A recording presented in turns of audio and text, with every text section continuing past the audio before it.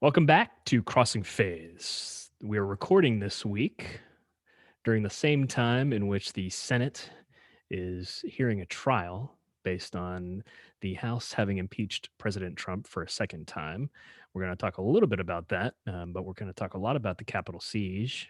But before that, if you haven't heard yet, my co host here, John Pinna, is running his own coffee shop in upstate New York. And I should have had a second cup of coffee this morning. I can't have coffee from his shop because I'm in Tennessee.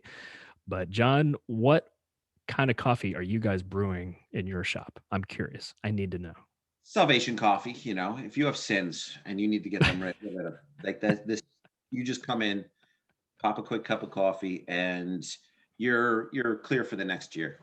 But that's So, that's incongruous, John. Shouldn't your coffee be themed like based on the pillars? listen, I'm all, I listen. I'm working on it. I was thinking about doing Islamic, a Muslim coffee roaster, and I've talked about all that stuff. Yeah, kind of like My the Calvinist coffee. Right, yeah. Yeah. Calvinist Well, you're coffee. you're in historically Calvinist territory, geographically speaking. I'm not sure how a Islamic themed coffee will go over. Well, I'd have to be more online. I mean, because I'm literally surrounded by churches. And You're looking and at you one got out to your window remember, right now, anybody, right? well, there's one right there. There's a Catholic compound right up the street.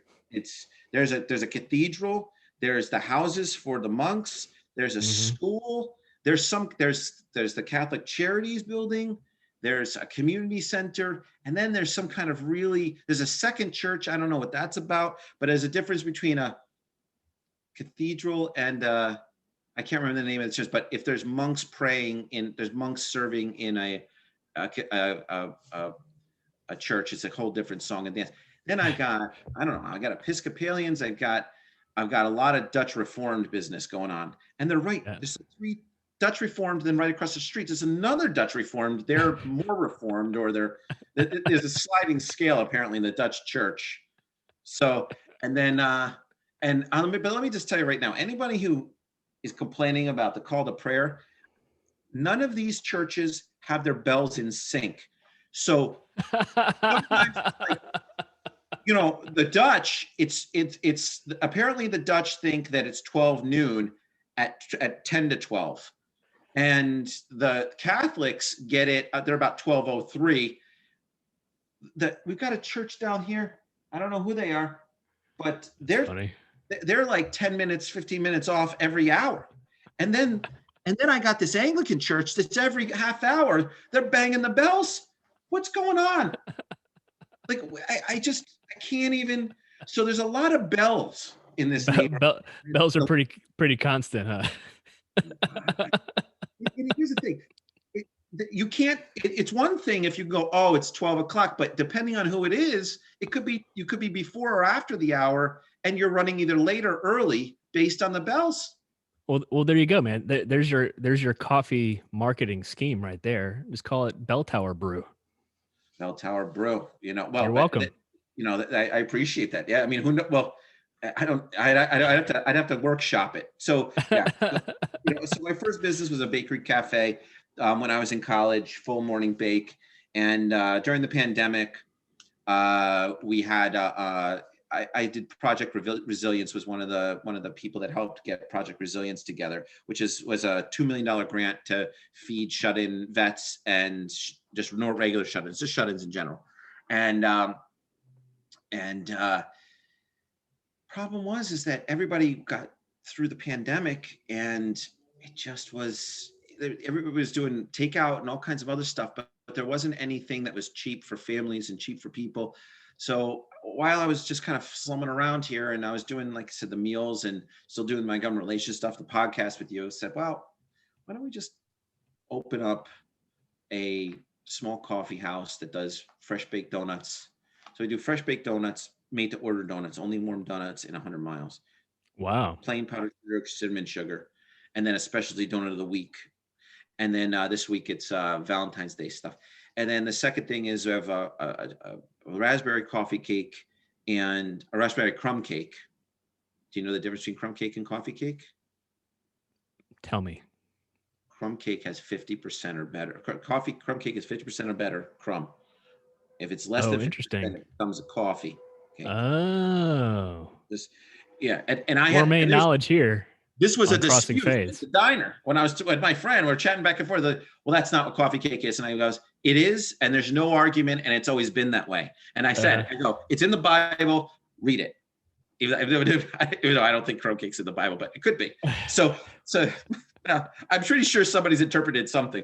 I did look up donut in the Bible, and there is a passage where do not is religiously and traditionally misspelled to donut, and that's the only way donuts are in the Bible. So, anyways, we make raspberry crumb cake, chocolate babka. Those are our fun names, and then made to order donuts. And then we have a roaster that's from Brooklyn, New York, called Gotham Roasters. And so it's become a gathering place during the pandemic where someone can come in and get, a small bag of donuts, half a dozen donuts, and a couple cups of coffee for $10, made to order. And then so it's been very well received. It's cool.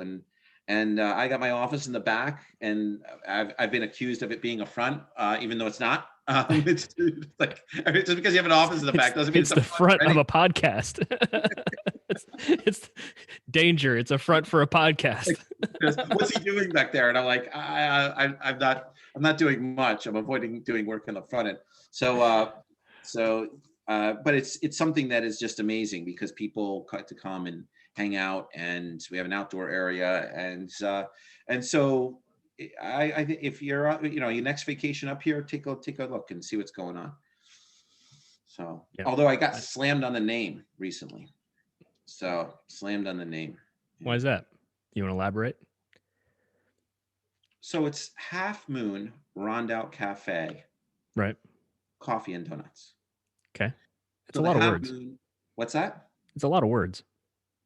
Well, I believe that you need to have it in, whatever it is in the name. So it's Half Moon, sure. Rondout Cafe, right? Okay. So, and then coffee and donuts is underneath. So there's no guesswork. Right. The Half Moon is a boat. It's a ship. It's the ship that Henry Hudson came up the Hudson with, and it's this little baby ship. But Syverson, his fort was right here. Rondout is a derivative of the word redoubt, which is from a fort, where you parapet, where you shoot bullets. And so it's a really great name. And this little baby ship came across. So this guy comes in, and says, the name of your cafe symbolizes oppression of Indians. And I go, okay, what? I go, first of all, it's a boat. I was a ship's carpenter in college. I'm very much into boats, and that boat traversed the ocean, which is pretty amazing. I don't think the boat oppressed anybody, so I got in this whole thing with this guy, and I said, I understand what happened between the Dutch and the American natives. I get it.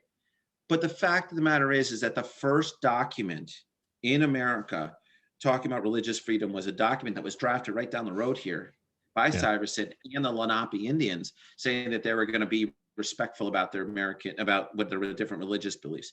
Now, of course, things blew up a little bit, differences flared. But I would advocate that the differences flared not because of religious issues, but because of economic issues. But sure. But the fact of the matter is that there was a healthy amount of cooperation, particularly in this region between the Dutch and the American natives.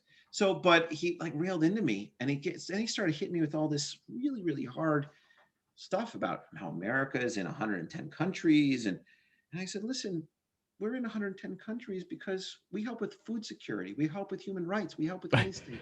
He had no clue who he was talking to. Yeah, and he didn't know who he was talking to. And I just he had no idea your policy and your foreign policy expertise. So, that's awesome. He got into this whole big thing, and I just said, listen, here's the thing. We don't do God's work here, and we don't split the atom. Could we do you want a donut? You want a cup of coffee? Yeah. Because here's the thing, my coffee's not oppressing anybody apparent at this point, unless someone who's drinking it then goes out and does something, but I'm not culpable. So you got to just let me, and so we chatted back and forth a little bit, but I think this ties into this whole idea of Trumpism and leftism and white, the alt right and all this other stuff. People see something and they don't just look at as something that ties to the legacy of our country, the Dutch, in this case, the Dutch history, right? 1604 patent. We're in the Dutch section of Kingston. The Yep. boat, the replica of the Half Moon was built here in this port that's the Kingston waterfront. Yeah. So instead of just being like, okay, he comes in and starts trying to kick babies instead of kissing them. So did he patronize your store? Did he buy something? He did buy a coffee and a donut, and he happens to be one of the people that says local radio here. Oh no. And I said, I'll go on your show any time of the day, because it's what happens is, like, if I'm talking to somebody who's on the right, they think I'm leftist. If I'm talking to the left, they think I'm right. So it doesn't matter. Right. But the fact of the matter is like, it's very, very, it's just a little off-putting, because you're coming in without being sort of respectful to what I would say common civility, Yeah. and the niceties of life. You're not sitting there saying, here's somebody who's got a business, what am I supposed to just call it? Business, coffee and donuts? You know what I'm saying? Like, and if I call it John Thomas, it's biblical, right? So it's it's Right. so the problem is, it doesn't matter where you go. You're always going to offend somebody. But when there's somebody coming in being hyper about political about the name of a cafe that's very relevant, and it's not a symbol of the oppression of the Lenape Indians. It's just not. I can't. There's just no way you can make that connection and in a court of law make it sound like you are knowledgeable about human rights or care about human rights. It's about bullying. So, Yeah. but here we are. Speaking of bullying, Am I going to get bullied? Is that going to happen right now? oh, I'm going to tell you. I'm going to ask who you want to bully. Are you pro democracy or are you pro Trump? Am I pro democracy or pro Trump? So you're asking me if I'm pro democracy or pro Trump. This is our dilemma for conversation. So I'm pro Constitution. Pro Constitution. That's the question I was supposed to ask. Yeah. So pro Constitution. Because I'm really into Russian democracy. I mean, can you see? We can go into that route. We can go that route. I'm really into Polish democracy right now. I think their democracy is flourishing. So U.S. Constitution, U.S. Constitution or Trump? What say you, John Pinna? I'm for the Constitution, and I think it's very simple. It's you either are for the U.S. Constitution and you're going to execute the law in a objectively backing the Constitution, or you're in the Trump camp, which is a free for all. Yep. And possibly blasphemous, because it's more of a religious movement now than anything else. A lot of religious overtones. Yeah. So my question. A lot question. of religious overtones. Yeah. So my question to you is, when did Jesus make Trump a prophet? Well, he asked me a harder question, John. He never. Oh no! I just want to know. Like, I think, here's the thing: so you mentioned this in the previous podcast about Cyrus, right? So, and I'll be the first to say sometimes bad guys make the best good guys. So, I'm speaking close to my very Right. speaking about myself. It's like a close thing to my. Sometimes bad guys make the best good. So, and not because I'm Muslim, because I'm just Johnny P. So here's the thing. Love the clarification. No, it's not because I'm Muslim. It's just because I'm. I love how you have to caveat that. Well, I always have to, because we're responsible for everything. If a Muslim commits a crime, it's because of his religion. But when a Christian commits a crime, he's just the Muslim likes bad guys. See. Yeah. It's not because I'm Muslim. It's just because sometimes you gotta get your hands dirty. You got. I'm a ends justifies the mean. I'm a very Machiavellian type of guy. So, So here's the thing. When it comes to the religious aspect, where on Cap Hill they were having Jesus flags and God saves and all this other business, where do you find where religion is placed on Trump? Is it prophetic? Is he Yeah. Jesus? Because we talked about this in a previous one. Or is he like a Cyrus type guy where he's a bad guy that's helping? He's doing bad in a good way. He's doing good in a bad way. Yeah. Well, there were over the course of the Trump candidacy and presidency, there were lots of chatter within Christian circles about the justifications for voting for such a guy who was clearly, obviously, far outside what Christian American evangelicals had traditionally, for at least 30, 40 more years, had viewed it as acceptable qualifications for a person holding public office, all the way up through at least 2004, 2006, when I was part of a campaign labeled "I Vote Values," right, which was supposed to advance moral priorities over our personal economic well-being. Right, it was as recent as 2006, and that's that is kind of a cognitive dissonance within Christian circles, and it has been. And you see a variety of responses. There were a lot of people who were never Trump and wouldn't accept, would not support even. And then there were others, and even within the never Trump circles, there were people who were like, "Look, we understand why some people will vote for the guy. We couldn't go there ourselves, but like we get it. There are particularly economic factors at play, particularly around 2016, that had not been addressed, particularly among the Rust Belt states. So there are lots of reasons that we could see people voting for him in relation to Hillary Clinton, and what it would have been presumably a third term of basically Obama era policies. So there are lots of political cultural reasons why we wouldn't be surprised, and should have been less surprised, that Trump won the presidency.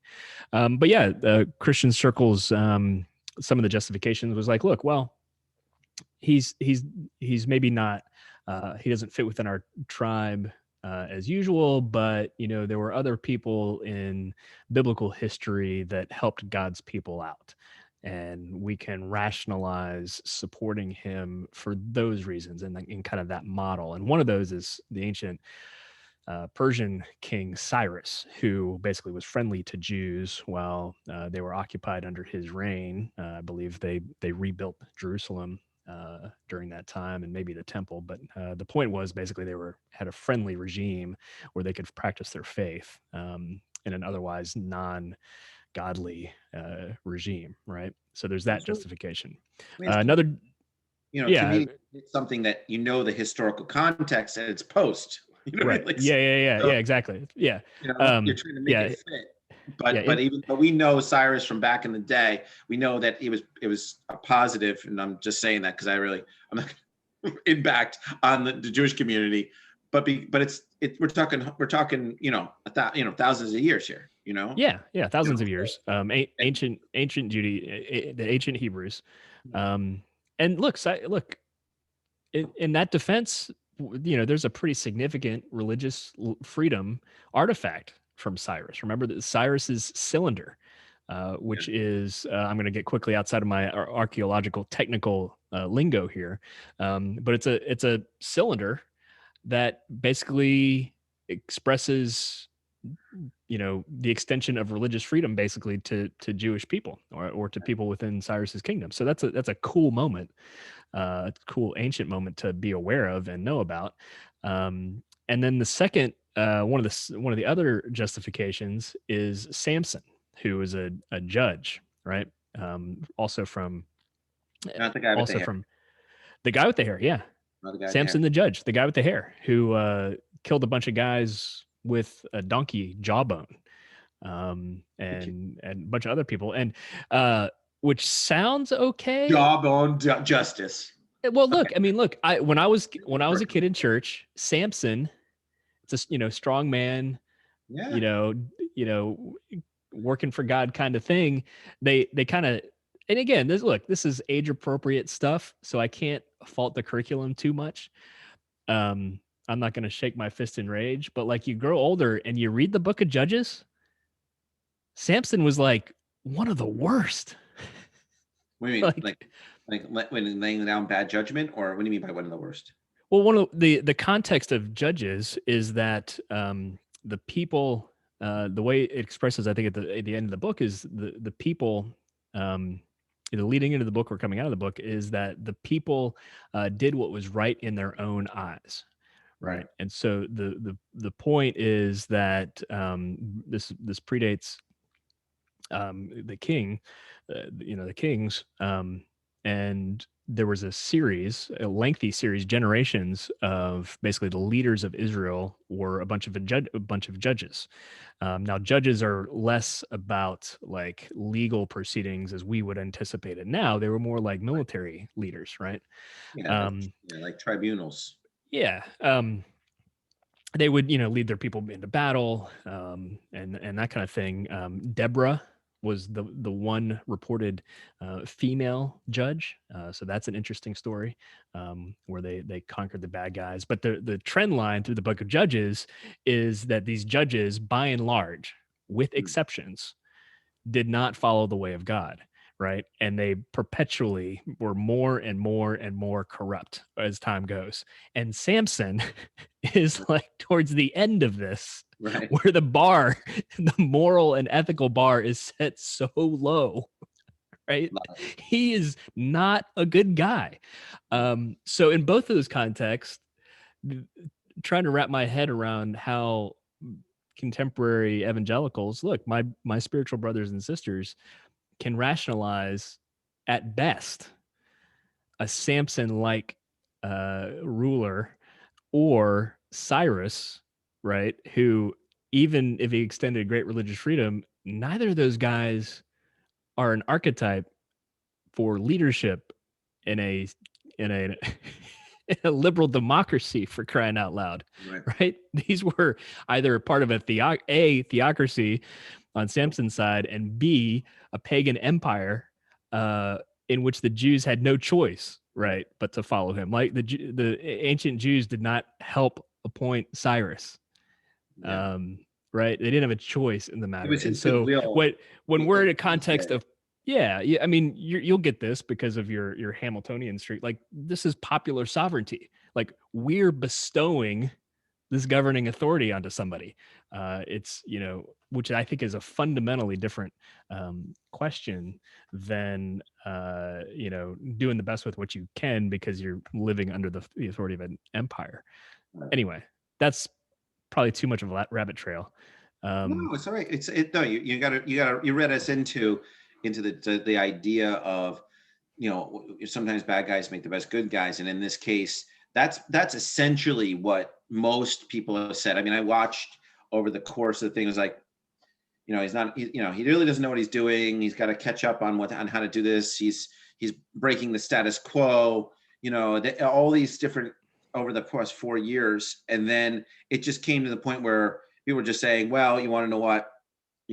Bad guys make the best good guys." So, in this case, for the Christian community, or Yeah, he's yeah, flawed, but yeah, but he's our flawed guy, and he's taking on our issues, right? So we're yeah, gonna make hay and take advantage of the policy issues while we're there. And look, but there's a shift. yeah, There's a exactly. I think that's right. Yeah, you're detecting a shift, There's a right? shift because where the election starts to happen, and then you start to get religious leaders who say that God's ordained him, and then to the point where they say I can't remember all the different pastors, but I know Pastor Jefferson, and then I know the one that I always talk about, the guy that said, "Be gone, COVID, be gone."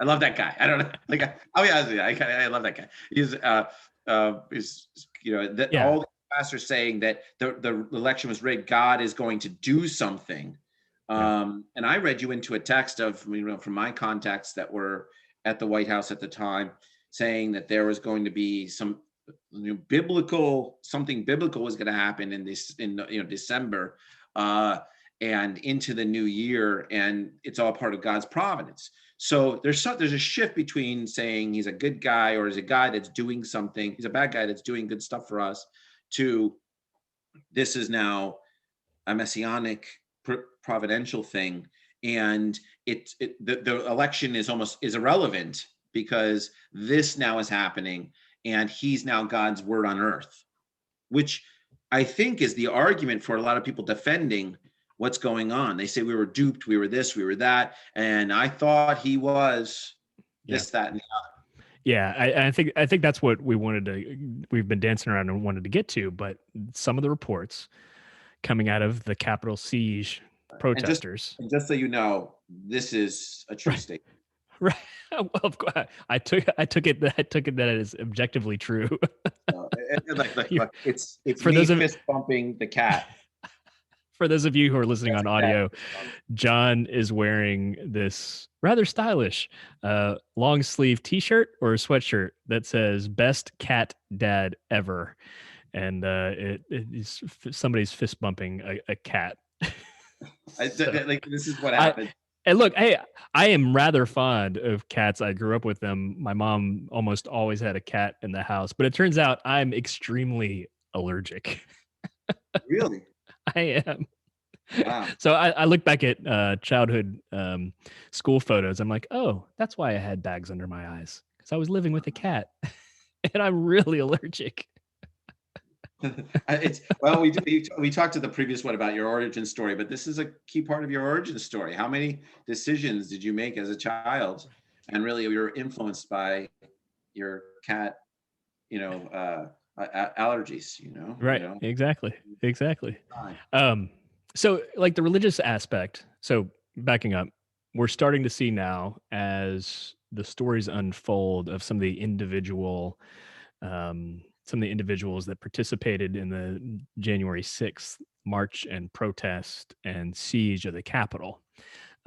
You're starting to see, number one, you're starting to see a spectrum of actors, right? I mean, there are the people who were prepared with military grade outfits and equipment, and were armed, right? And were plotting really intentional violence. And there are other people who I still think deserve punishment under law, but who are admitting after the fact that like they were duped. Like they had bought hook, line, and sinker into a bunch of this stuff. Some people QAnon, uh, conspiracy theories. Other people they believed what Republicans told them, including the president, for the 2 months that the election was stolen. And so, to get back to the binary that I forced you into, the U.S. Constitution versus Trump, there are a lot of people there that day that really believed the Constitution was being breached by Democrats. And so they showed up to take that back. I And mean, that I get it, it. they believed those Republican leaders, Yeah, like yeah. with religious fervor. They Yeah. flew or traveled, bused, drove to Washington to be a part of that. The father of vendetta politics, Newt Gingrich, who I think is probably, when he was in Washington, was one of three of the top constitutional scholars in DC, Yeah. and may still be right now in the world. He, I'm giving that to him, yeah. Yeah. but he's the father of He knows his vendetta stuff. politics. Like intellectually, like on constitutional history and American history, the guy I don't know anybody go knows to. a I'll lot. be honest with you, and I say three in the top three because I don't know anybody can go toe to toe with him. But Yeah. here's the thing: is that he's the father of vendetta politics. So in the '90s, he started this whole thing where if a Republican, because Republicans and Democrats used to meet together afterwards, have a beer, talk, Yeah. and so he started this whole thing about if you're meeting with Democrats afterwards, then you're a traitor, and you would be shunned from meetings, or you'd be in the meeting but you wouldn't be addressed in the meeting. And he snowballed this now back in a lot of this stuff, and he's a constitutional scholar, a real one, and like I said, probably top three in the world. But he's somebody who was pushing this narrative. But here's the thing: even though Yeah. I don't think a lot of these people were listening to guys like that. A lot of these Yeah. people were listening to guys like my friend, who was in Veterans for Trump, and changed his title from businessman, lawyer to constitutional scholar on his LinkedIn, and then did all kinds of equations and all this other stuff that went to show that Trump won at 308 electoral votes, and then was pushed, and then his dialogues online were amazing, trying to say this is what's going on, this is what's going on, this is what's going on. But right after the insurrection happens, and the attempted coup, or whatever you want to call it, his entire LinkedIn profile was whitewashed, and it not his constitutional scholar was off. There was no work experience, nothing. And here's a guy that was, special group Army 2, Army Group Special 2, Special Group 2 of the U.S. Army. So his special forces, doing all kinds of stuff, and yet he didn't he didn't back his own play. Whereas I think when it comes to somebody like, and I use the example of John Kiriakou, the guy who whistleblew on waterboarding, and Snowden ends up in Russia. John Kiriakou, who I know very well, took his medicine, went to prison, stuck by his guns, said that was wrong, and is now a private citizen in America, right? And whereas Snowden did his whistleblowing, but then went to Russia to hide from persecution or prosecution of he didn't take responsibility for his actions. This guy, this friend of mine, didn't take any responsibility for what he was pushing post, and was one of the people to help push people in this direction. But here's the problem: it wasn't just this guy that I'm talking about. It's the president of the United States was saying fight. Yeah.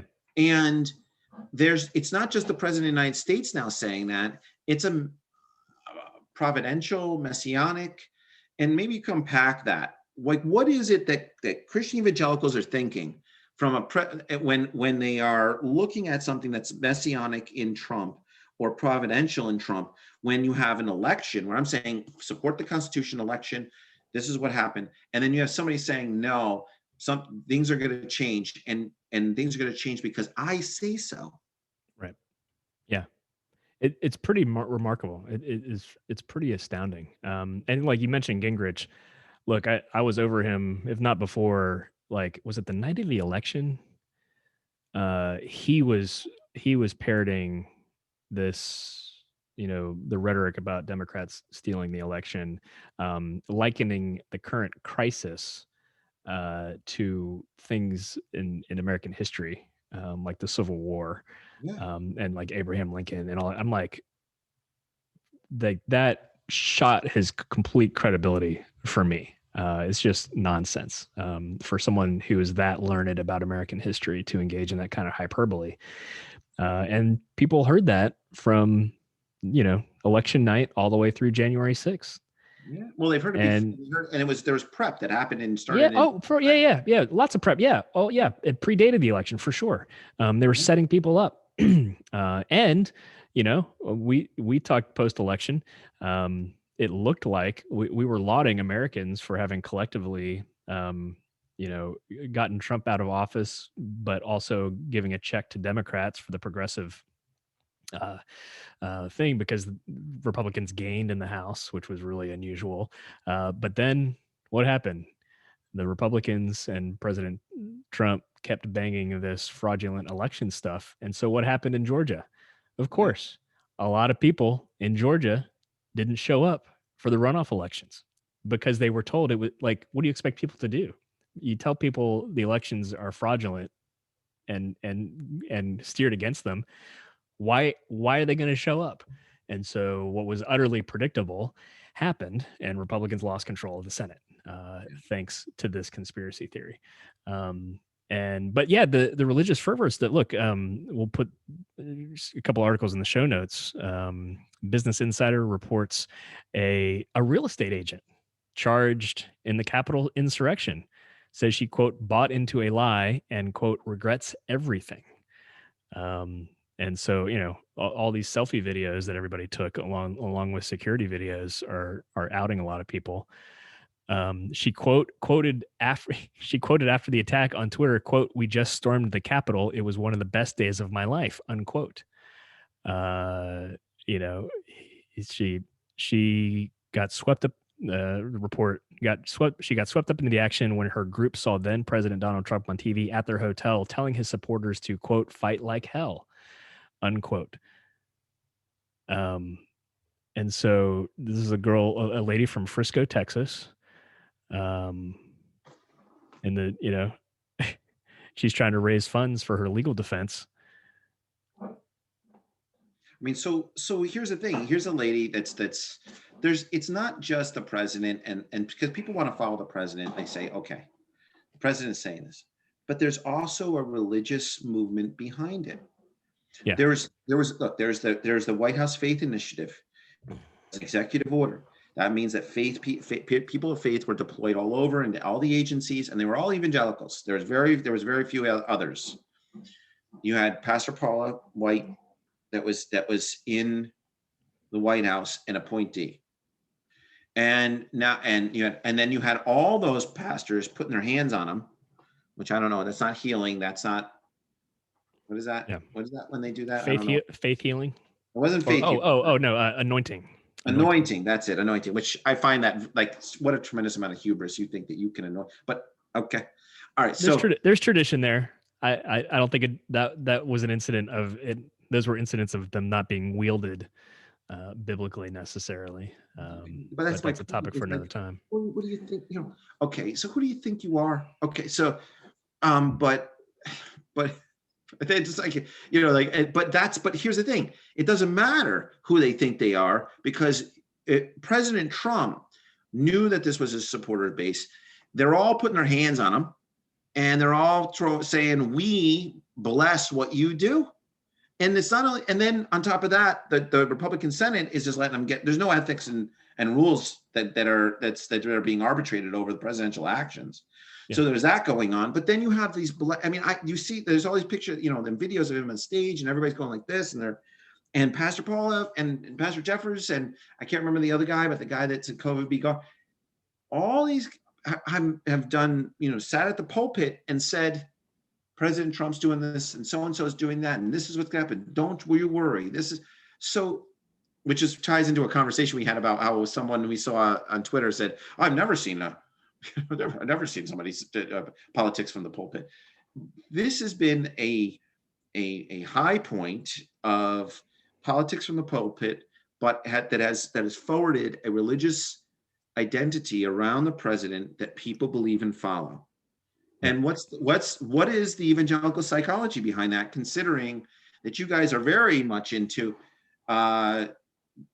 biblical justifications and providence and all these different things, but then you have something like this that has crescendoed into an insurrection, a possible coup, because the bottom line is, and this is what no one else is looking at, if it was successful, the president would have gone along with it, and the Senate would have gone along, the Republicans would have gone along with it.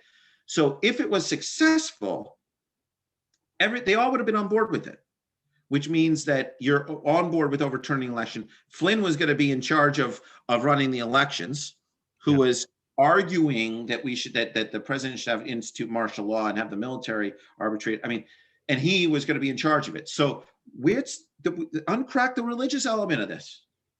Yeah, from an evangelical standpoint. I don't know if I can crack it necessarily. I naturally have some theories. I think what's interesting is to wonder which came first, right? The religious fervor around Donald Trump versus the affirmation and the encouragement of all the people that you just mentioned, right? The religious leaders who jumped on board and gave gave him a lot of credibility within religious circles, right? Those may have been parallel to each other. I'm kind of inclined to think the religious fervor aspect of his cult of personality was first, and then once folks saw that he was inevitably going to be the Republican nominee, then they jumped on and obviously from the general election onward jumped on that train, right? I mean, I know Because yeah, it's not just it's not just people will tell you they did. I've never been to a Trump rally, but people will tell you of the kind of very religious feeling um, about some of those rallies from time to time, and it's pretty remarkable. But look, this poor lady is a realtor in Texas. Quote: "No one patriot is standing up for me. I'm a complete villain. I was down there based on what my president said. Quote: stop the steal. Now I see it was all over nothing. He was just having us down there for an ego boost. I was there for him." Unquote. That's religious fervor, man. Um, you know, well, I um, mean, here you go. Here we are. I mean, it's crazy. So here you have this religious fervor, and is it what is it? Is it false? Is it being a false prophet, or is what? I mean, it's not just people on the right. I saw evangelicals who were anti-Trump at the beginning, but because of what they were doing in religious freedom, whitewashed their Facebook and everything else, yeah, and because of the access they had, and they went all in on Trump. And now these very same people that were all in on Trump are now, because they were Dems, are now helping this current administration with what they're doing, because they're good evangelicals now, because they're Democrats that were evangelicals, even though they were deeper. Like I said, could only go so deep in the administration, but they were deeper than I was. yeah. But I'm lukewarm, medium deep on all the administrations because of everybody. But Pick a team, John. Come on. I mean, I'm a Federalist. I don't pick teams. We're the Federalist Party is the as far as I'm concerned, should come back. And what the Federalist Party is what broke into the Democrats and Republicans, right? So it was who is it? It was the Martin Van Buren that created the Democratic Party, right? I think the Federalists should come back in full force and say we're full on constitutionalists. This is how it works. This is what's going on. We're going to operationalize the government, and then we should think about operationalizing a multiple party system. It's not just two parties. But yeah, you're absolutely right about the religious stuff being on the left too. I mean, we saw this in the Obama era for sure, especially during his campaign and early in his administration. A lot of his supporters, a lot of his supporters, right? I Yeah, saw a lot of supporters that were evangelicals and other, not just Muslims and everything, jump on the train for Trump because he was doing things. I had a guy that's a religious minority that's really passionate about jumping on the train for the Trump train, because in Kashmir and with China, he was back, and just on the one issue of China, he was like, he's hard on China. I'm for Trump. yeah, And here's a yeah. I mean, we're talking about a Dem that's like, I don't even know, like a real kind of anarchistic Dem, so a rebel, a guy that gets out on protest, guy that does all this stuff, is very outspoken. So I saw a lot of Dems go down the Trump chain because on their one issue, just like abortion or something like that, they're focused, and they said, with China, I'm with, if he's hard on China, I'm with Trump. So it's interesting to see that. But what do you do? How do you? What's a prophetic follower? So we talked about how he could be like Cyrus, but what's a false prophet that didn't turn out so good? I mean, what's a metaphor? What would be Would be an analog. analogous to Trump in, like, from biblical terms? Come on, PhD scholar. That's a good question. Well, I mean, you know what? So there's a thesis paper. I'm inclined to kind of flip the question a little bit to the Uh-oh. coming from the opposite side. So you're looking for me to identify a figure that would be a parallel. I actually would be more inclined and more swift to identify the misdirected religious fervor of people Right. that you can see all over the place, not beginning, but most clearly when Moses came down from the mountain, and what were the people doing? Not even worshiping a person, but a golden calf that they had made out of their jewelry, right? Right. So the point part of it is, well, let me pull New Testament examples. Um, there were, even John the Baptist and his disciples thought that Jesus was there to take back the kingdom in that moment, that historical Right. political moment, right? That's in the New Testament, and they misunderstood what Jesus was doing. With respect to his kingdom. I mean, John the Baptist from prison sent word to Jesus, said, "Are you the one we've been waiting for, or should we look for another?" Right. Basically, right? Mhm. So they were misunderstanding the moment, and this was the guy who baptized Jesus, Right. right? So like ostensibly, these are people of God, And which in to me sheds light on our capacity for error, and really misreading political moments. You also have a pattern of Jesus's activity where he would draw crowds to himself, and unlike the Trumpian archetype that we're looking for, who would just want to keep amassing lots and lots and lots of people. What does Jesus do? He teaches them principles out of often out of the Old Testament scripture, or he's, delivering to them preaching that makes a bunch of them run away. right. Right? They're like basically saying, "Look, you guys say you want to follow me, you don't really understand what that means."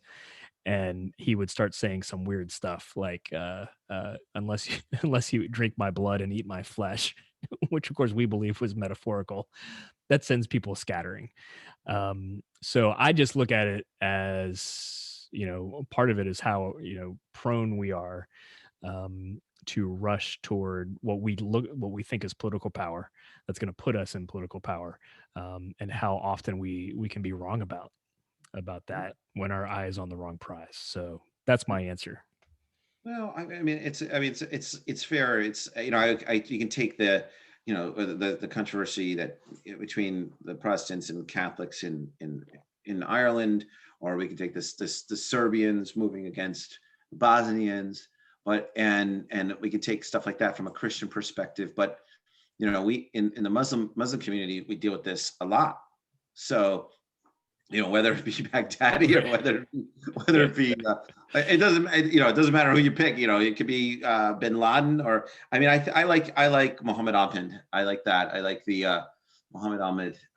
So he was the movie cartoon Charlton Heston. Did you ever see Okay. that movie? I did not. You gotta watch this movie. So the Mahdi is supposed to come back, right? So this is the whole idea, right? With Hazrat Isa, this is they're supposed to be the actually the appointed and anointed one. So and this guy, this Sudanese guy, creates a rebellion in Sudan in the late 1800s, and and uh, yeah, late 1800s, and and the British send this guy, General Gordon, to go deal with him. And he basically amasses an army and starts marching on different cities. And his whole idea is, I got to take Khartoum first, then Cairo, then Istanbul, and then I can restore the caliphate. So and all he has to do is take Khartoum. That's all he's got to do, and he does take Khartoum, but he martyrs General Gordon, which means then the British come in and open up a can on him. So, but the characterization, and the reason why I'm picking this specifically is because there's a movie about it that you can go watch, and it's there's a moment in time where Muhammad Ahmed believes that he is the Mahdi, not just because of his physical appearance, but because of the leadership that's been bestowed upon him by his surrounding peoples and the chiefs, the religious leaders, and everything else, whether it be out of fear or whether it be out of personal gain or economic gain. And I don't think that should be underestimated. I saw it throughout the entire administration. I saw a lot of like really amazing people jump on the Trump train because they're like, on my issue, he's willing to concede on it and he's willing to back it. I'm speaking, and spoke earlier about a hardcore Dem that was against Trump throughout the election campaign, the first election campaign, and 2016. But then once he came on, once he got elected, Trump brought him in and said, "Look, what do you want? Because I want to be in charge of religious freedom." And they were like, and he was like, "Okay, don't go on the warpath against me, and you can have access to the ambassador at large and this and that." And that's what happened. Yeah. And so, there's I think that Trump's strength wasn't in deal making from a perspective of large deal making globally and diplomacy, but on an individual basis, he would turn around and he'd make a concession and basically say, on everything else, and it was a great deal for him, on everything else, support me or don't say anything, and I'm going to give you this. Right. Yeah. Yeah. And that's what he did with the three generals. That's what he did with everybody, so Kelly and McMaster, he's told McMaster, you're going to be an intellectual, you're going to be an academic, you're going to be this guy that's everybody's going to look up to, and all you need to do, and I'll let you let the military run wild. Yeah. Same thing. Stay in your lane. But don't pay attention to the work I do in the other lanes. Yeah. Just stay in your lane and you can do what you want. Yeah. Right. And so that's why you could hold General Kelly's head in the toilet and he wouldn't say anything. He'd write a check because with giving you all his savings, because he struck the deal that he was going to end his, or have his, come out of retirement and end his career on this high note of all these wonderful wins for his tribe. In that case, it was the U.S. military. The three generals destroyed civil military affairs, essentially, because of those personal deals that they made. But I think that that's where Trump is amazing. He can empower someone to execute their agenda. And most of the agendas are really small. They're tiny. They're insignificant. No one knows about the international religious freedom world. Nobody really cares. It's a very small echo chamber. You and I know the players, but if we were to mention names, no one would know. No one's, right. And the politics is never so high, and the stakes are never so low. Like that's the problem in the international religious freedom. It's like the politics. It's like somebody will say no immediately about something. Meanwhile, the collective agenda is profoundly ununique. Everybody wants to believe or not believe and change and do stuff. So, and yet we're at the worst religious freedom we've ever been at. And that's because it's held by a small group of people and a small group of NGOs. And it's always been that way for the last 20 years. But I think that the religious component about it is that, and I've been around it, is that Trump and his inner circle made people feel so empowered. And also put them on the spot. And I'll give you another example. So when I was doing the criminal justice reform bill with Kushner, when I was in the meeting there, something really amazing and profound happened. Someone asked a question, and he got on his cell phone and called McConnell in the meeting, and basically put McConnell on. He said, "I'm meeting with 40 people on criminal justice, and I want you to tell them," and he told them what to say. "I want you to tell them that we're going to move on this as soon as within the next 7 days and do this, and this." And McConnell was on the phone and he basically had to say yes or no in front of 30 people. And so it was an amazing power move. And this is how things were done, where you sitting in a room, and I had brought, my responsibility was to bring the small scale police forces in. So like the guys that were from the middle of Louisiana, the middle of Alabama, and through my all these guys that were from these small, like 2.5 hours, a place called Gonzales, Louisiana, which is like 2 hours away from New Orleans. And all those guys came out of that meeting thinking things are getting done. Boy, Kushner really can handle business, and boy, I feel empowered Yeah. because they were going to get something that they had been wanting for years, for 30 Yeah. years, their entire career. It doesn't take much. I think there's a lot that's behind getting invited to White House parties and feeling part of the regalia of all of the entrapments of the highest office and house in the land, and you're sitting there walking the halls. Yeah. Yeah. Access is a powerful thing. It's And you get into the White House once or twice and you feel like you're part of the influence. But it's a different thing to actually get meaningful, lasting policy change done. And that's what so many religious leaders of not just my evangelical tribe, but that's what so many, I think, religious leaders mistake about those photo ops and those White House parties, or even the equivalents at state governor level stuff. You can have the appearance of access, right, without actually getting meaningful policy stuff done. yeah, It without doesn't getting mean access isn't needed as part of the equation to get policy done, but you need a lot more for it to be lasting and meaningful. Yeah, Thank I you for think coming to my TED Talk. I really think it's you guys got it on a different scale. So you got your prosperity gospel guys, and you got your sort of the people that you look to, that Falwell and all those guys, like the elders, that. And but it usually stays within your community, and they make headlines only if there's some kind of something Yeah. that's a little bit, there's a little bit of antics going on. But this is at a scale of which is so high. So it's a sort of a theocratic situation, right? So you have this president, and then you have all these appointees that are religious, and then these White House initiatives, and everything's starting to align. And I could think you could easily say, well, maybe this is a God thing. Maybe this, right.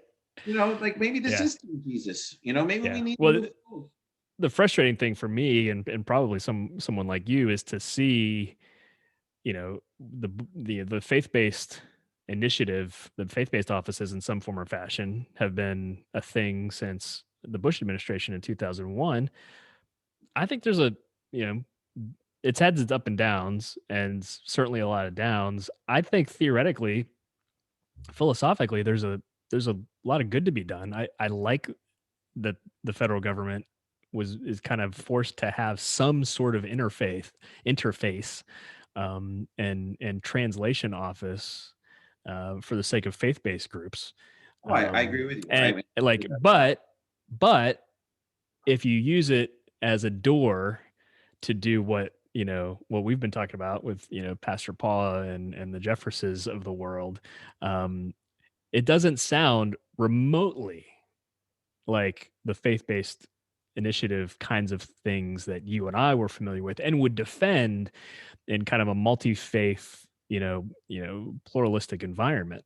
They don't even try to speak that stuff. Like it's very much like Christian America kind of lingo, and adding spiritual language from their particular tribe into official White House events, right?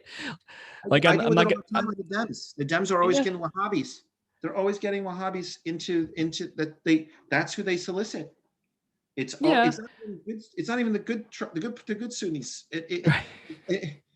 This is the first. Imagine this: the first intra-faith White House Muslim gathering, Shia Sunni, and the four maktabs, the four different schools in each that are accepted within the Ummah, right? And that's from the Amman message, the Amman conference.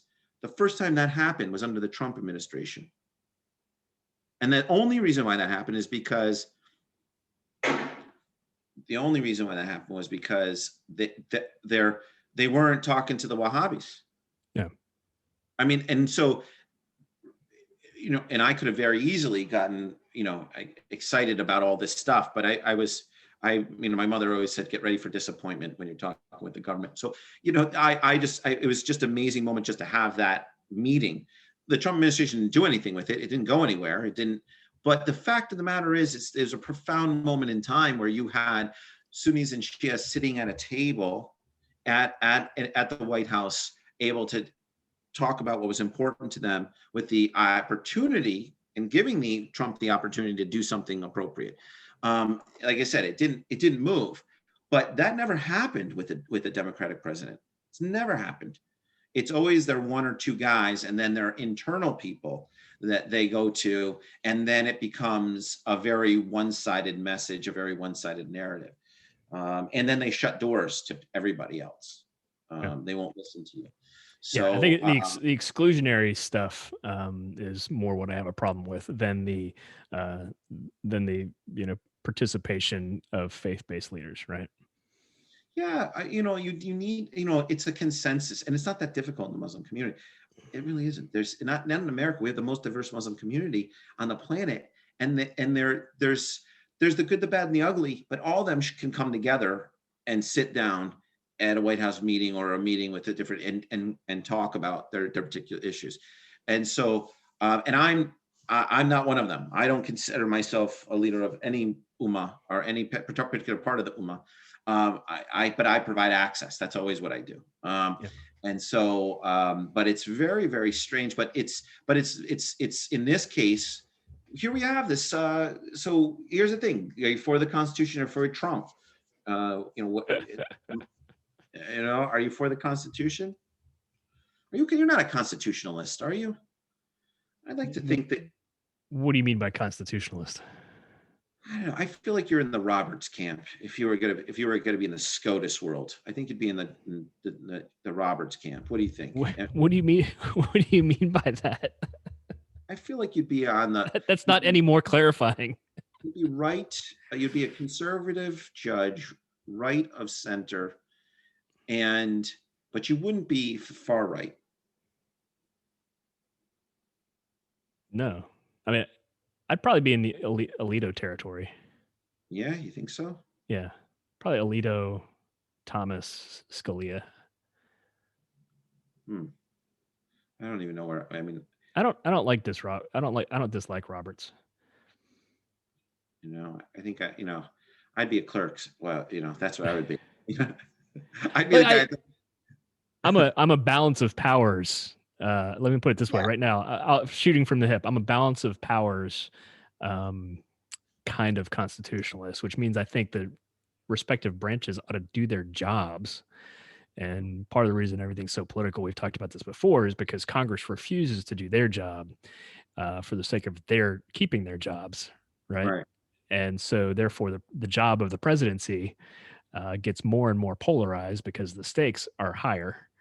Yeah. And as does the jobs of the justices, because the stakes are higher, because Congress continues to shirk their own responsibility, and so everybody else has to pick up the slack. So it's an opportunity for presidents to wield a lot of power, and it's a burden, I think, on the Supreme Court to manage this stuff, which would squarely put me in the Roberts camp, because I see him as trying to, even where Congress is shirking their duty, he's trying to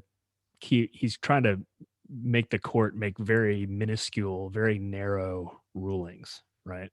And as opposed to issuing rulings that have a broad effect, as if they were deliberated legislation. But people have heard me rant about that before, so that's where I'll land our constitutional question. All right. So you're for. I'm for what? You broke up. No.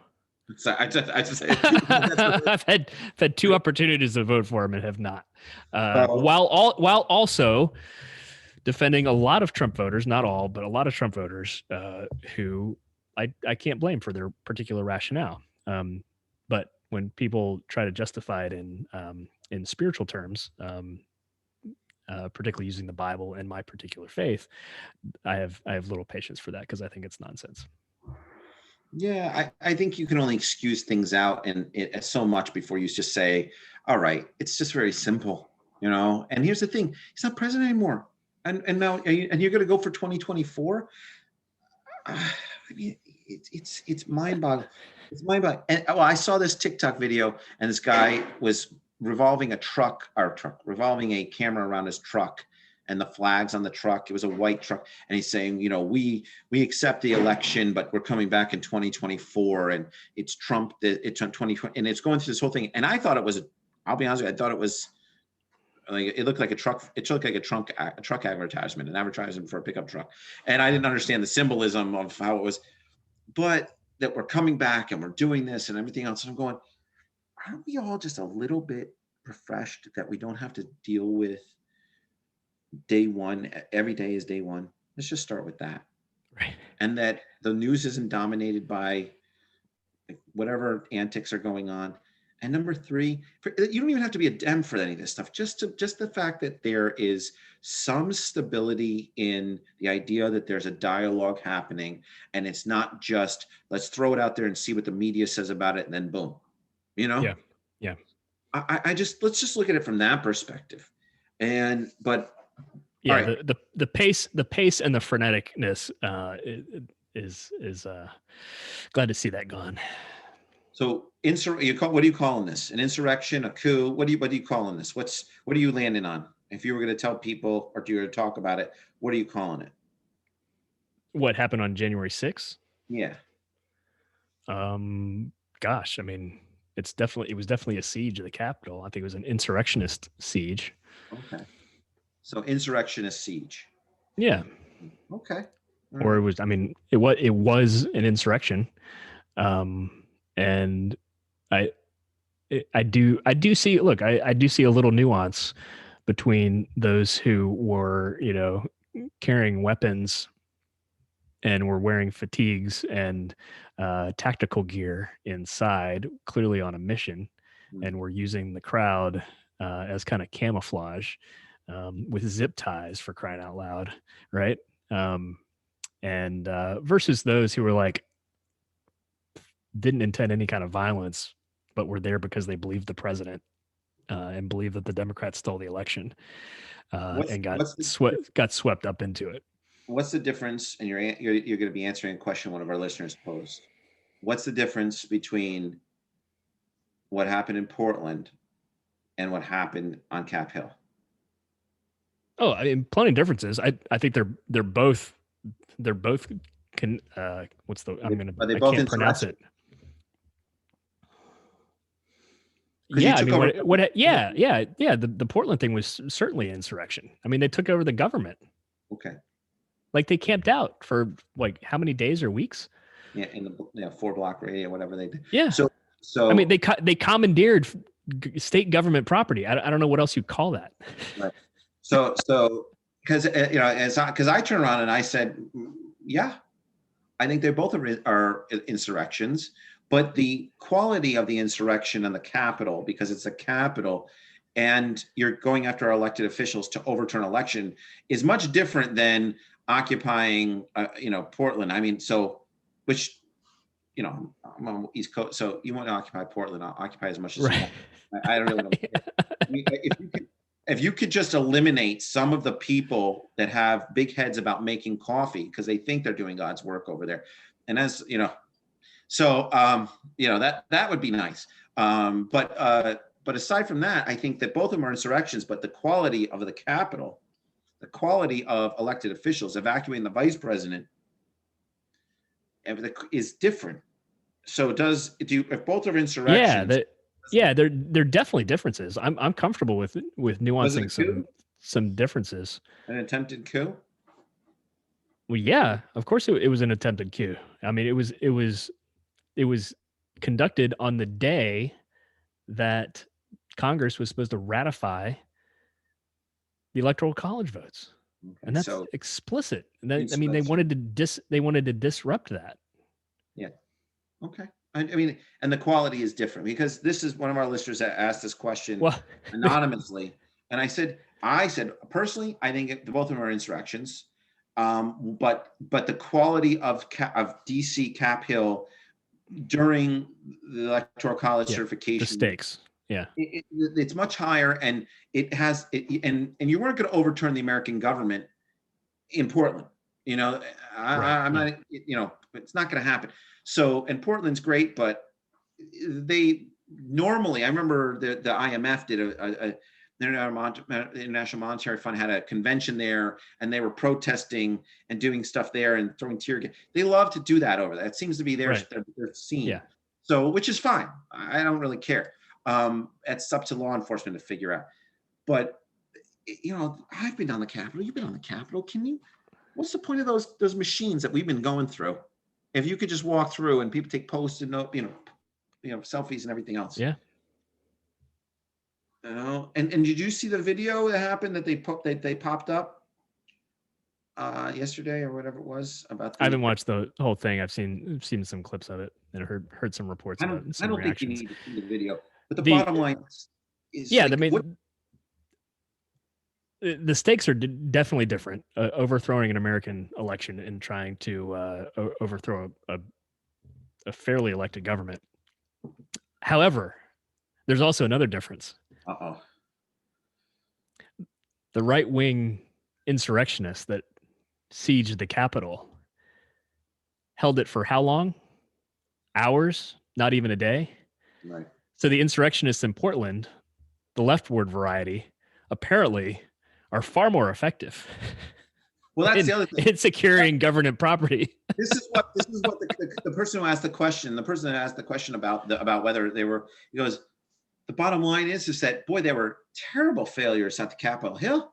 I mean, what was the, you basically had, and a lot of them were veterans. A lot of people knew what was going on. A lot of people, but it was more of a, I don't want to say peaceful. That's not the word I'm looking for, but it was a laissez-faire takeover. Yeah. Yeah. Because and look, I'm willing to, you're more of a security nerd than I am. I'm willing to hear out some credible and even differing reports about what happened in Capitol Police that day. I think that investigation is still going on. But I mean, I have heard some chatter about Capitol Police basically not wanting to escalate the situation and using more use of force. I'm not sure I'm bought into that, but I'm willing to hear out like the rationale because I want to admit my my knowledge limitations in that space. You know what I'm saying? I think that there were, I understand. I think there was some Cap police that were handling it appropriately and being, good officers. I think that with some of my law enforcement friends, we were chatting back and forth, and they said, look, if they were ordered to secure the perimeter, they would have done it, but they weren't ordered to. It's as simple as that. True. The orders came from on high that to do or not do things. So, because we're not left to a lot of discretion in those types of situations. Oh, interesting. Like, my federal law enforcement friends and back and forth, because I just told him, I go, tell me what happened, not leading at the conversation at all. He goes, they were ordered to stand down. They were ordered to be like that. And that doesn't excuse their behavior, but and their discretion that they did use in what that means. But the fact is like, if they were told to lock it down, look, you've been around justice, right? The Justice Department. Yeah. All those big steel doors, the ones that have the fancy pictures on it, are all locked all the way around, except for two doors: front door, side door. Yeah. Two side doors that are open. That's it. Yeah. And so once those doors are barricaded, once they're locked, you can't get through. You can't go anywhere. Yeah. You know, one of my federal law enforcement officers, were chatting back and forth. I said, look, and I was chatting with him. He goes, look, somebody comes through a window, you shoot them. No one's going to come through that window again. Simple as that. Yeah. But they were not, they were ordered not to sling their arms. They were ordered to be nice. They were ordered to, and he goes, but here's the thing. To what extent were the orders of, you want to know what?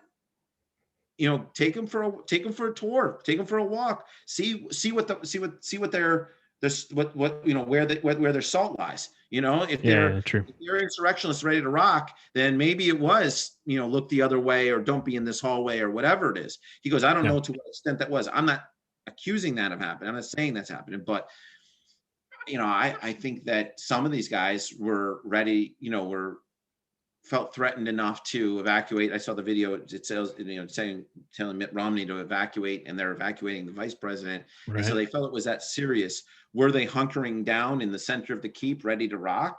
Maybe. But they were in chambers, walking around, fiddling around with the gavel and stuff. I mean, I've never done that. Yeah. Right. I've been in chambers. I've never. I might. Have you? Huh? Have you? In chambers? Have you ever been and fiddled with the gavel and stuff? No. I mean, I've been in the room, but I haven't even when I was in there, minding my P's and Q's for sure. Look, I mean, I'm a white evangelical, historically Republican male, and I was cautious anytime I was in the Capitol. Yeah. I mean, I just don't get. Yeah, I mean, I don't. I don't like going into any of those buildings because it's just a hassle. But I do like. It's more of a hassle now. Yeah, more of a hassle now. In the basement of. I do like the cafe in the basement of Russell. Yeah. The cafe there down there is good. I used to get my haircut at the Russell barbershop. Yeah, it's got the brick walls underneath. It's a cool place. It's got the brick walls and everything. So I kind of so there's. I mean, the burger there is unbelievable. Really. I missed out on that. It's in the top 3 burgers in DC. I'm going to tell you. You're kidding. Why didn't you tell me this when we were in DC? I'm so disappointed in you. I mean, so it is. I'm trying to think of the top 3 burgers in DC. Oh, that's another show. Yeah, that's a whole nother show. Okay, so I don't want to. If I start plugging places. So we got to wrap this up. All right. Insurrection. It's both. So BLM. So Portland. I can say BLM. So I can't. So yeah, my friends said they'd be BLM shirts, but he's from the Bureau of Land Management, so it's really funny. Okay, funny. And it's not to devalue the BLM movement, but he was like, I'm sending you BLM, and I was like, why is he doing that? Then when they arrived, they were. I go, okay, I get it. Really, okay, that's funny. Okay, so both are insurrections, Portland, DC, but both of them are coups. One is a coup of a city government. That actually was achieved for a little while, for 4 weeks, right? Yeah. Now I'm going to pause, and I'm going to plead my ignorance to some of the details about what went on in Portland, right? So I'm far more familiar with the aims and objectives of what happened on the Capitol siege than January 6th. I didn't pay as much of attention to the Portland thing. I don't think they were not trying to overturn an election, right? Right, but it was more government sovereignty within a particular area, or government authority within a particular area, and declared it sovereign territory. Yeah, was that like anarchist? Was it an anarchist kind of takeover? Well, I mean, if you're, I think it's separatist or because it was sovereign territory. But I don't know if it was, and I don't know if they established a government or any of this. But it's Portland. Like, it's West Coast, aren't they? It's a free for all over there, anyways, isn't it? My sense, and our West Coast friends can tell me, my sense is that West Coast folks have a little more familiarity and comfort with protests in the streets than, say, we West Coast or East Coast folks. But here's you're asking about the comparisons. Here's where I want to land on the left-right comparisons, because we see a lot of but whatabouts, right, in the Capitol siege, right? So from the Republican angle, it's, well, what about what about the Portland riots and all that kind of stuff? There are, those were deadly and destructive, and like we've been discussing, insurrectionist and coup attempts. But look, we don't get America to a better, peaceful place with better self-governance by always throwing the blame on the other side of the aisle. We gotta, those of us who are center right and center left, we gotta minimize the nonsense within the Yeah. extremes on our sides, right? My responsibility, more so than opposing leftist extremists, my responsibility as someone who's right of center is to call out the nonsense from my far right flank. And if right of center Americans are only going to gripe and complain about the leftward extreme, and the left of center folks are only going to complain about the rightward extreme, we're going to keep spinning our wheels, and this is going to be the new normal for Yeah. generations. It's so, well, I think we should. All right. So I'm satisfied with our conversation. I think we Finally. well, the problem is we wanted to talk a little bit about the religious stuff and where does it come from and everything else. I think the next show that we have we're you owe me a conversation about my origin story because we just did it last time. I have a question from a listener, and we can end it maybe with this: is that why would God require a blood sacrifice for salvation of his son? You can't ask that at the end of a 45, 50-minute program. That's a show into itself. Well, I'm not afraid of it. We can talk about it, but not today, man. No, that's for next time. For next time. Okay. You're teasing the next show. Okay. I misunderstood. So why can't we? So I blindsided. No, that's a good question. No, you gave me context for the next show. My brain wasn't functioning. So we don't have to get into it. I mean, we've been waiting this long for an answer, so we can wait a little long. But maybe there's an opportunity to talk about blood sacrifice in the Christian church and how that's sexy or not. Yeah. Yep. Because sounds good. Because you guys believe in the Eucharist, but the Eucharist is more symbolic. Right. That's correct. So as opposed to the Catholics, who believe in transubstantiation, right, and where it turns into the blood in the body. Yep. But we can talk about that. Yeah. So maybe that's something we can talk about next time. I mean, and like you could prepare for it, so we could just pop a quick, 6-minute. We like blood sacrifices because this is just how it is. Okay. So, it's a worthy question. Yeah, no, I just because I was chatting with some of my Muslim brothers and sisters, and they said, well, Allah's not into blood sacrifice. And I go, yeah, I know. I said, I think you guys are splitting hairs on this one. And I was like, so what? So if that's if they needed the blood sacrifice, then, we do Qurbani. So, okay. And even if it wasn't Hazrat Isa or some dude, it's okay. Let them do their thing, as long as they're not hurting anybody but that guy. What do you care? Yeah. So. So it's a great way for us. Way to wrap up the program, John. About violence. It's a nice wrap. I felt like I wanted to make sure that we chatted a little bit about. But these are profound questions that I start getting asked, and I'm like, well, I can weigh into it from a religious scholar perspective, but I think from an evangelical perspective, there's some cool things, and maybe we can get Father John, and we'll get some of the Catholic and Eastern Orthodox brothers and sisters in to chat about some of this stuff. So, sounds good, my friend. All right. I need you to get up there to New York, upstate New York, and get me some of your coffee. You need to take your wife and daughter and show them. I'm going to say you need. I'm not going to say it would be nice to show them just a sliver of the see the American Revolution, French and Indian War, with all this stuff here. It's a wonderful spot, and like I said, I've got an ancestor buried up there. I gotta go see the Hudson Valley. You gotta come here, and then what we'll do is your wife and daughter can hang out with my family, and you and I will go on this trek because it's not going to be interesting. And I don't mean that because it's not your feeling.